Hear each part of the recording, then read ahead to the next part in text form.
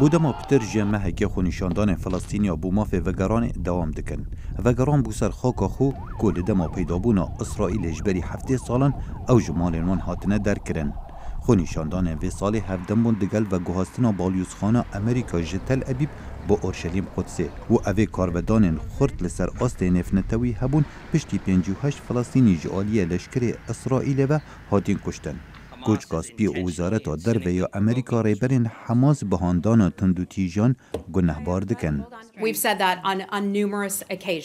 ام دبینین چاو حماس هاندانا تندو تیجان دکد او آرامی نامیند. اگر حماس دست جهاندانا خلکی بردد و ریندد خلکی بسر پرجان سنوری درباز ببن، اگر اوان چالاکین خورا گرتن تندو تیجی جی نامیند. جواتا اولا کاریا نتوین اگرتی لسر داخوازا کویت کمبونا که آوارتا پیکینات. کویت داخوازا پیکینانا لکولی نکات سر بخول لسر بویرین غزه دکد. کمبونا جواتا اولا کاریا به دقیقه که راوستان وکو ریزگرتن بو قربانیان سویل دست پیکر جبری گناه بار کرنا یک و دو دست پی بکد. بالیوز امریکا لنتوین اگرتی نیکی هلی گود تندو دیجیان چه تیکلی به وگوهستنا بالیوز خانه امریکا بو اورشلیم ونیا و یا اسرائیل دکد براوانیا جاولهی ولات خو فلسطینی به تاوان کا شر دبینن و دوزک لدادگاه تاوان شر دجی اسرائیل تومار کرن. سرک وزیر ما ریاض مالکی دوزک لدادگاه تاوان نونتوی وکر بو لکولین لسر تاوان شری او اسرائیل پیک دینید. بیروریا پیدابونا اسرائیل او و گوهستنا بالیوزخانه امریکا بو اورشلیم قدسه و تندو تیجین چند روژن بوری کارودان لپرانیا ولاتن عرب و مسلمان هبو. و خونیشاندان پشگیری فلسطینیان درکفتن.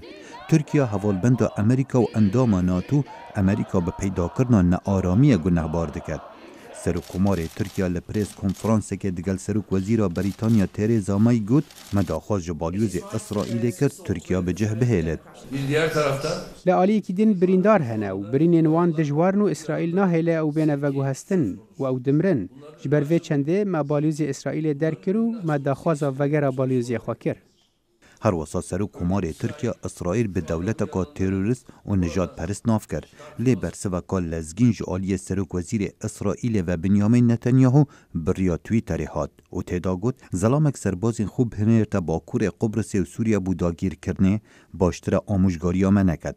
لدما تو براوانی حماس دکی دست تاسونم بخوینا کردان لسوریه و ترکیه. نتانیاهو بسیار دکت لشکر موی چه بکت اگر هرج بسر ولات ما بیتا کرن.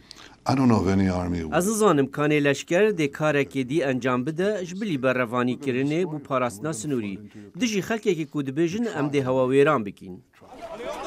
و گوهستنا بالیوزخانه امریکا بو اورشلیم قدسه ده همان روژا پیدابونا دولت اسرائیل چندین نیشانان بخواد گرد. و شارزا باور دکن اوه پیناسینکا فرمیا که توایا باجر قدسه پایتخت ولات اسرائیلیه.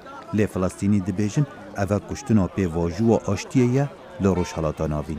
خالد فتاح دنگ امریکا.